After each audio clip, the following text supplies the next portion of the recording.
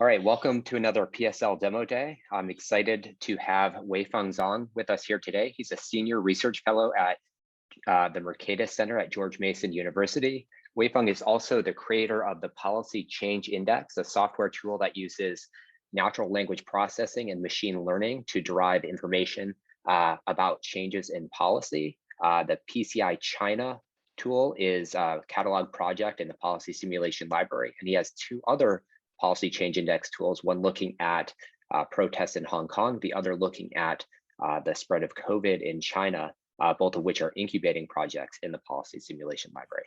Weifeng, thanks for joining us today. Thanks for having me. And thank you. Welcome to those who are joining us right now, and also to those who are tuning in later on in the video. So I'm happy to talk about open source intelligence and use propaganda analysis as an example, and I'll demonstrate the PCI project to explain how, give a taste of how open source intelligence works in this context. But to get us started, let me bring us back to history, actually. So back in 1943, Nazi Germany was controlling part of the northern France. And so in an area where it's near the coast, Dwight D. Eisenhower, who was the supreme commander of the Allied forces at the time, was presented a picture of something like this. And that was based off of photos taken by the reconnaissance aerial photos. And so Eisenhower was looking at something like this at the time, and people pointing out this ramp to him, saying that this seems like some sort of a secret weapon development site by Nazi Germany. And so that's very concerning at the time, because if you draw the extension line of this ramp, it seems like it was pointing toward London, which was the most populated city in the entire world at the time. And so Eisenhower was facing this dilemma, because do you bomb this thing or not? That's not a light decision, because part of some very high-ranked officials under him was proposing this theory that this is actually a giant hoax, meaning that it's a scam that's set up by Nazi Germany to divert Allied forces time and resources, and so then they would make mistakes. And so that's the question. And what happened in the end was actually Eisenhower bombed the thing. And he later on said that was very critical, because he said if this was allowed to continue, it turned out to be a secret V-rocket site that could be used for launching the rocket by Nazi Germany.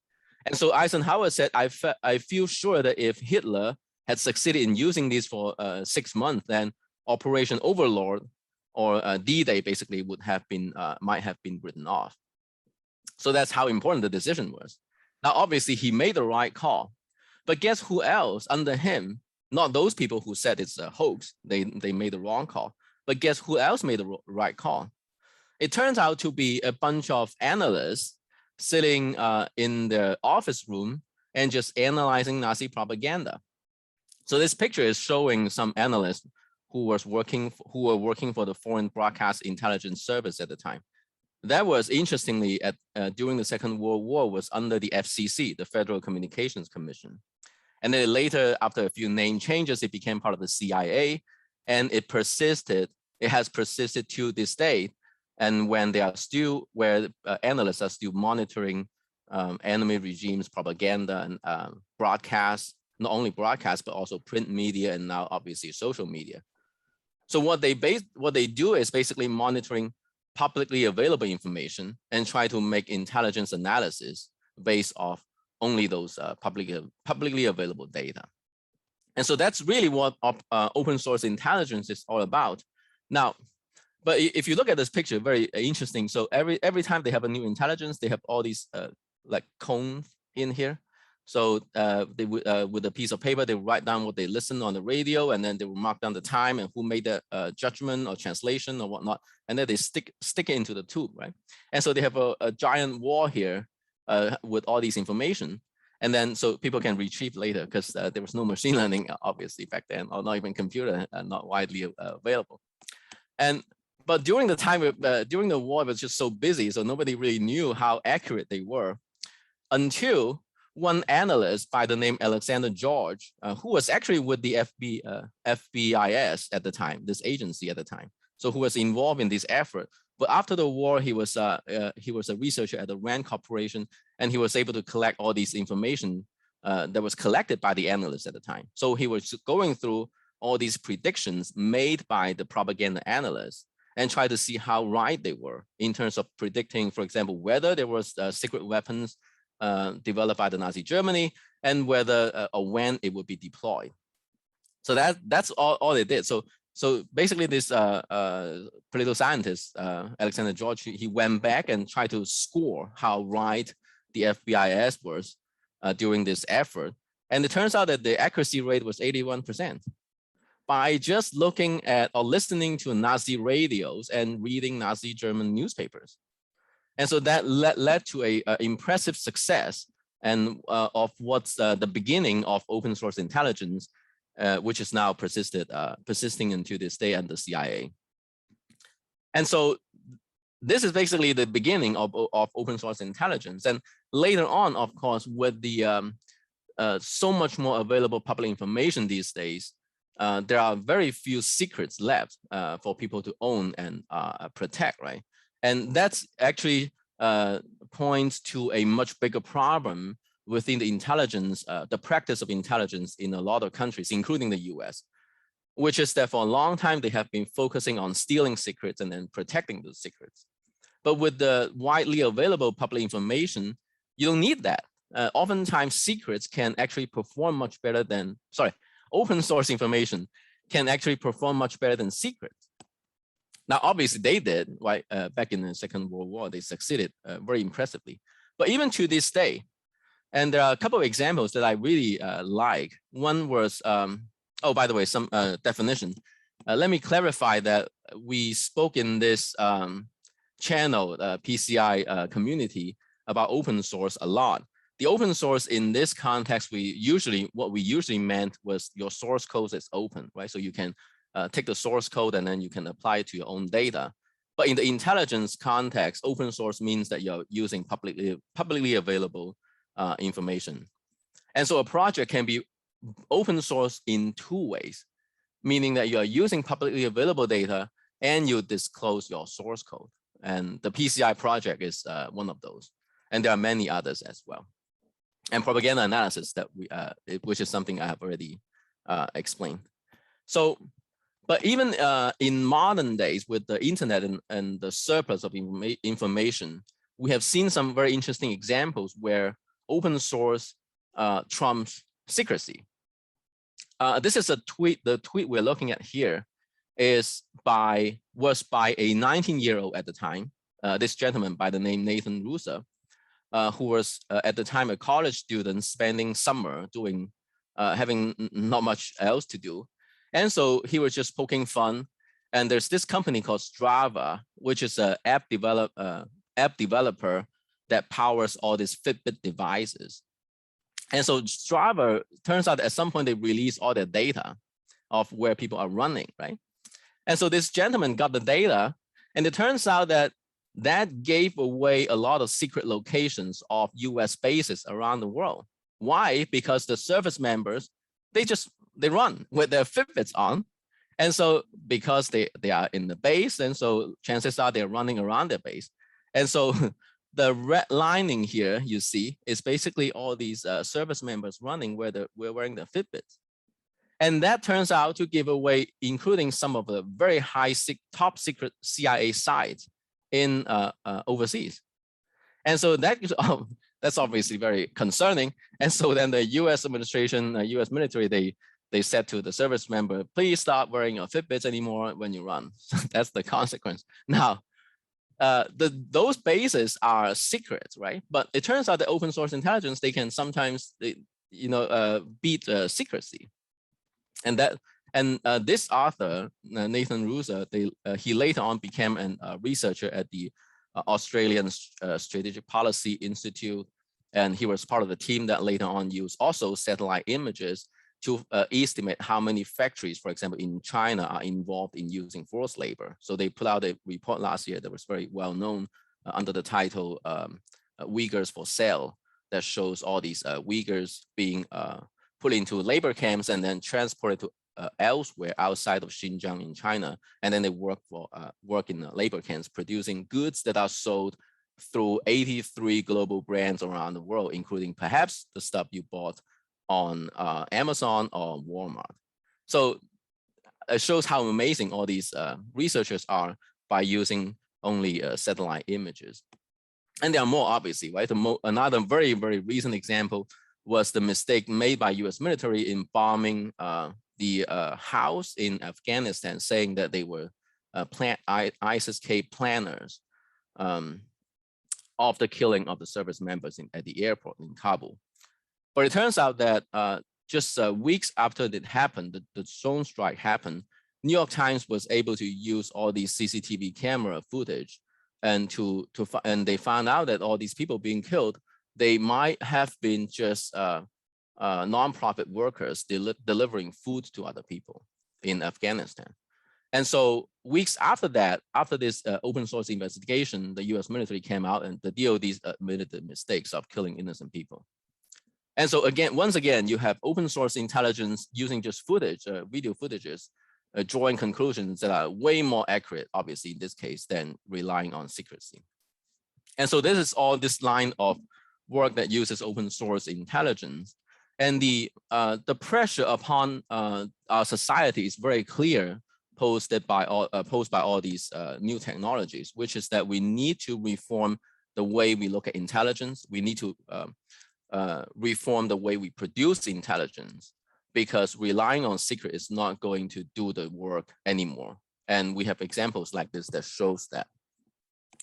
And propaganda analysis is a major, now obviously a lot of people use satellite images and video footages to draw these kind of analysis. But going back to the root of open source intelligence, there's a lot of work to be done by analyzing adversaries' propaganda, including Russian propaganda, North Korea, and even China, because that's what I believe is still a underdeveloped field, which is what the policy change index is about. We go back to the root of the work done by FBIS, and we ask this very simple question, that by using all these machine learning technologies that are available to us now, unlike in the past where they just write on the slips of papers, can we do a better job, and can we do more? Can we draw more analyses? And so that's what the policy change index is. And the idea, going back to the main idea of propaganda analysis or why it works, like I said, is basically by monitoring the content in propaganda outlets, we try to draw conclusions about the intentions of the regimes or the actors. And so the inference problem is what propaganda analysis is, the arrow that points from the left to the right. Except that in the past, it was done by human eyes and by human analysts, and now we're just doing on the left-hand side. We just use machine learning programs to do that. And so that's really all the policy change index is all about. And over the last few years, we have developed several algorithms. So as Jason mentioned, PCI China was one, and then that was in the PSL catalog. But we also have a crackdown project and an outbreak project, and they answer quite different questions. The first one is one in which we are predicting whether China at the national policy level, whether the Chinese government is making or will be making specific major changes. And that will be an open-ended question, because you could have major changes in any areas, right? But the next two algorithms are on more specific issues. Crackdown is on a daily basis, whether that was developed in 2019 when Hong Kong was seeing a lot of pro-democracy protests. And we try to answer the question of whether Chinese military would go across the border and crack down on those protesters on any single day. Any given day. And then the third one on outbreak was when we try to estimate by looking at the words from Chinese propaganda instead of the official numbers disclosed by the Chinese government. whether we can have a better gauge of how serious the pandemic was in China than relying on the official number of cases that the Chinese government put out every day, saying that the entire country of 1.4 billion population, they had like 80 cases, right? So how reliable is that? Instead of looking at the numbers, we try to look at the words, and that's what the last algorithm was doing. But let me use the first one and quickly demonstrate how we are doing propaganda analysis as opposed to how the same work was done back in 1940s. So the left-hand side, the question we try to ask is, has China's propaganda machine changed its emphasis? Meaning that have the Chinese authorities changed what they emphasize as the most important in the propaganda outlet? And the proxy we are looking at is whether something is on the front page.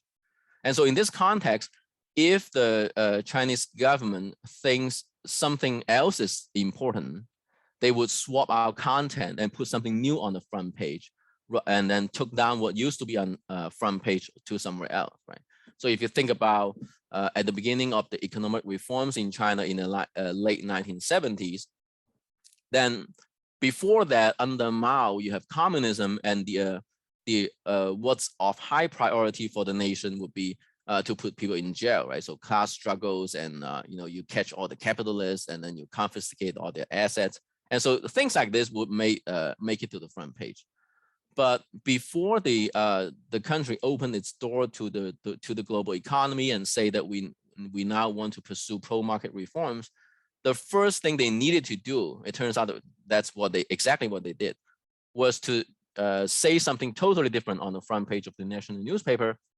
And so before that, they said market is an evil concept, right? Because it belongs to capitalism, and capitalism is evil. But before the reform, what they had to do is to flip the script. They started to say that market is not that evil. It could be compatible with communism or socialism, or at least to a certain stage that we are in now. And so we can use all these tools that are available in capitalism to serve our own purposes. So they say, oh, market is actually fine. We can try, at least in some places in the country, if not everywhere. That's what they did in propaganda. And so before they actually initiated pro-market reforms, they started to say pro-market things in the newspaper. And that's precisely the inference problem is, right? So whenever they start putting different things on the front page of the newspaper, it means that going forward, they would pursue this policies along the line of the new stuff they put on the front page. And that's all the PCI China index is about. So we have just about every single word ever uttered by the People's Daily, China's official newspaper, going all the way back to 1946. And so with a design of a rolling window, we try to see every quarter, it's a quarterly index. So every quarter we try to see whether in that quarter, stuff on the front page is fundamentally different from the stuff that used to be on the front page the 5 years before that. And so we have a rolling window, and then we have a rolling quarterly index. And so when you see a huge spike in the picture, it means that in that quarter, the stuff on the front page is fundamentally very different from what used to be on the front page in the 5 years that preceded that. And now, to come up with this picture, you actually do not need to read the newspaper, because that's where the machine learning comes in, is to say, we take all these newspapers that are available, and then the algorithm will try to figure out what goes on the front page and what doesn't go on the front page without us actually having to read those newspapers. And so the way we do this with machine learning is to basically cut up the data into two subsets, one for training, where the algorithm will look into the words and figure out what makes an article special such that it appears on the front page. And then, so you train the data in one subset of data, and then you test out in another subset to see how valid your algorithm is. And then you just repeat the process over and over again until you're satisfied. And so, but in order to predict, to say what it means though, like in order to make an interpretation about the meaning behind these spikes in the index, we have to look into whenever there's a spike, we have to read the articles that are misclassified by the algorithm. For example, you would see something very unusual that appears on the front page when the algorithm thinks that that doesn't belong to the front page, right? So if you're training an algorithm under Cultural Revolution, and when you see an article that says market is actually a good idea, that sounds very weird. And that's where it would suggest a spike means a market reform. And so that's exactly what we did. We just basically collect a set of actual policy changes in history, and we put it back to the picture and see whether how well we are doing. And by that, I mean whether after a spike of the index, do we actually see an actual change in policy? And it turns out that very often it does. Right? Sometimes we have a better lead time, sometimes less so. But overall, more often than not, we have a spike in the index, and then it was followed by the actual change of a policy. Now, let me use an example because we have so many events in the past, but let me pick this. For example, this is a spike that we observed after we have created the index we created the index in 2018. So in the first quarter of 2019, we first detected a spike like this. And then we were trying to, wrap our head around and figure out what that means, right? And that was actually during the trade negotiation between China and the US. And that was before the famous phase 1 trade deal was reached. And what does that mean? Now, if you look at the newspaper, there was newspaper articles that was published around the world at the time was actually quite optimistic. For example, this is a piece from the Wall Street Journal in which it says the Chinese president would actually do some reforms to liberalize the economy. Is that true, right? Is the Chinese government actually going to make the structural changes during the trade negotiation, including protecting intellectual property, cutting down on state subsidies on domestic firms? That's the question for us, because it seems that Wall Street at the time was very optimistic. And so we went back to look at actually what was causing the spike. And we realized that it was actually not that kind of talking point. Instead, it was actually about more hardline policies. It was emphasizing how important for China to be a leader on the global stage. It made no mention at all about how important it is to protect intellectual property or all these structural reforms, right? And the only conclusion we can arrive at with this is that if all these structural reforms were actually happening, we would have seen some very totally different emphasis on the front page, right? So the fact that we are seeing on the front page the opposite of structural reforms suggests that there will be no structural reforms. And that's precisely what happened, actually, because after a while of optimism on Wall Street, the trade negotiation actually fell through. And so our prediction of no structural reform in any form of trade deals, including the phase 1, is a prediction that's still standing today. So that's an example where we actually got it right by watching what's just printed on the front page and no secret communications at all.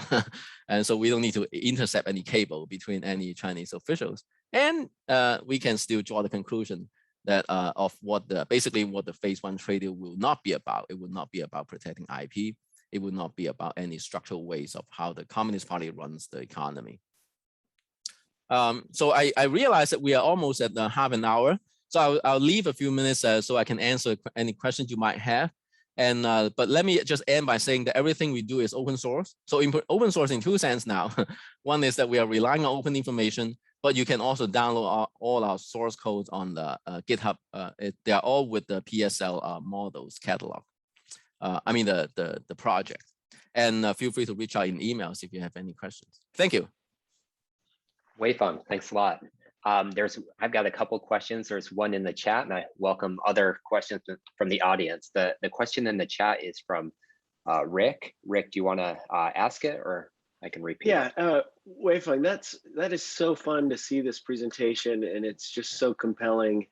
My question was that I put in the chat is: have you seen, after you make this public, have you seen the data sources change or the accuracy of your predictions change? Because if I'm a state and I notice somebody else is backing out my secrets by analyzing public data, I think my incentive would be to reverse engineer what their model and then provide false data, right? There's this game theory that enters it. Have you seen that happen at all with your predictive accuracy after you publish this?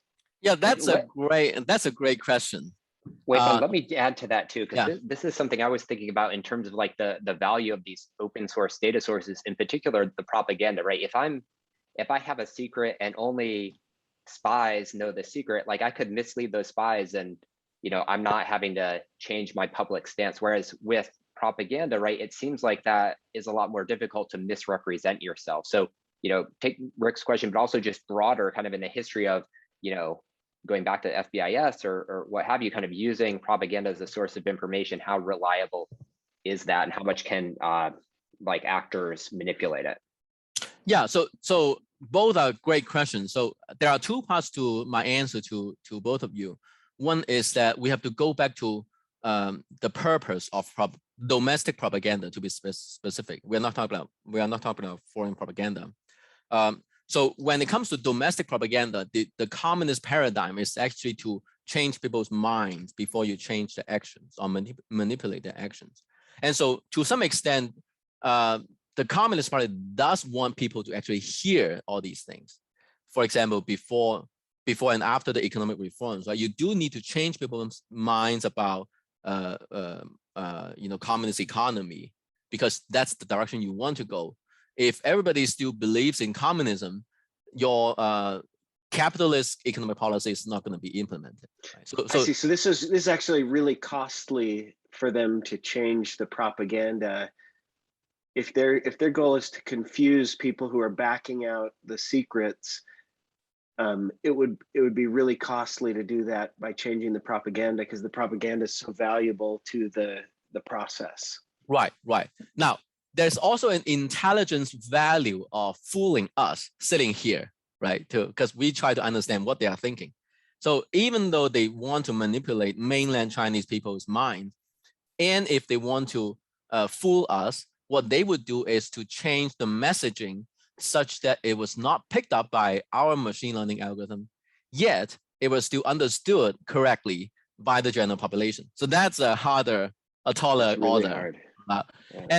But mathematically, though, that's a very interesting question, because that's the second part of my answer, was that this is very commonly known as adversarial attacks on machine learning algorithms. So what some of the famous example would be that, you know, self-driving cars, they will have cameras and look at all these signs, and then they would detect the stop sign.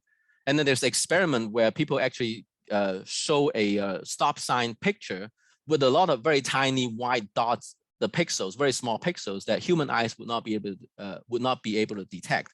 But for the machine, all these white dots, they matter, right? And so actually that sometimes would lead to stop signs being missed by self-driving car's camera, even though for our human eyes, it's totally obvious. It's still a stop sign. So there's a chance that mathematically you could actually change some words in the publication so that it was not classified by our natural language processing algorithms. And so it's possible to fool us, although you would actually have a better, you actually need some understanding of what the model actually is inside. But then, you know, there's all these black box arguments saying that all these deep learning models, they're so super complicated. You don't really know what's causing the classification from the inside. And so for the Chinese government to actually do that, they will have to get a hold of our own algorithms, which is stored on the cloud that is very hard to hack. But they could try. I encourage them to try and see what we'll see what happens. If this thing stops working, we'll just tell everybody that it stops working, and then we'll do something else. But so far, we are still doing fine, I think. Great, Weifeng, thanks for that answer. Don has also posed a question. Don, feel free to unmute yourself and ask the question, or I could relay it. Hi, thank you for your talk. Just to read my question, I'm interested in detecting rare events and quantifying the predictive validity of estimated correlations. I could give you some background on that, but an overlay of your graphs with different memory depths would be interesting. Memory depth meaning the training window? Can you clarify? Yes, the temporal basis or the underlying temporal domain of the training data. Right. So yeah, so let me quickly answer. Currently the way we do it is to do a 5-year window, and then we use that as a baseline to assess the next quarter following the 5 years. Another thing you could do is to do a 10-year window, for example, longer, and then you can still predict the next quarter. We have in the research paper, we have a 2-year window, 5-year window, 10-year window. They look actually, the result look very similar. But the thing with the 10-year window is it would be less clear cut in this following sense, that historically it has been the case that every Chinese president is in office for the last few, for about 10 years also. And so every 10 years you will see a new, but not this time because President Xi is supposed to be staying on forever. But in the past, it has been 10 years. So that if you have a 10-year window, right? So then chances are the 10-year would almost always contain 2 presidents, unless you're right on the 10-year term, right? And so then the baseline would be less clear cut if you have a longer time window. Whereas if you have a 5 years, then if you move around a little bit, you would still cover the same Chinese president during that 5 years. Right. Or say China, I believe they have six-year plans or some cycles of 5-year plans, yeah, of projects. Mm-hmm. So there may be some kind of periodicity that can be detected.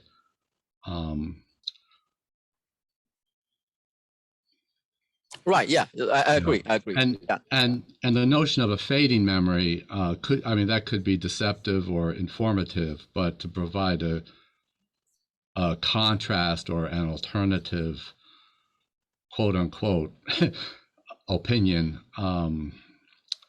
that might also be interesting.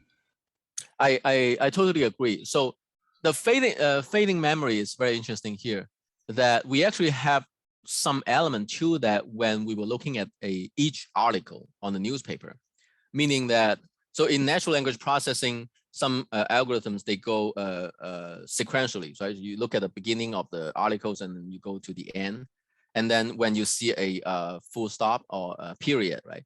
It means that the words before the period will be less relevant to the words after the period. So you have something like that. And in NLP or natural language processing, it's called a gated recurrent unit, which is what we use here. But the same principle actually applies down to your question to the year-by-year observations too, because maybe some years are not as relevant. So before a new 5-year plan versus after a new 5-year plan could be fundamentally quite different, and that could potentially be incorporated. We have not had that, however. We had that in the article level, not at the time series level. But that's a very good idea, though. Thank you, Don, for the question. Yeah, thank you. Weifeng, one for me is, so you've used the policy change index and your algorithms successfully in China. Is this possible and just much more difficult, or is it not even possible to do if there's less of a kind of one-party control and a specific outlet for the propaganda? So thinking of like in the US context where you have multiple parties and you have many news outlets, some of which follow more closely the party line and others which don't. Is it possible to generalize this approach? Yeah, so in a country with free press, it's going to be much more challenging. And so because in the end, the question comes down to the production of policy, right? From communications to the production of policy, meaning that in the case of an authoritarian regime, then you have a single person or single committee making all the decisions, and then they will plan out what they say first before the stuff they actually do.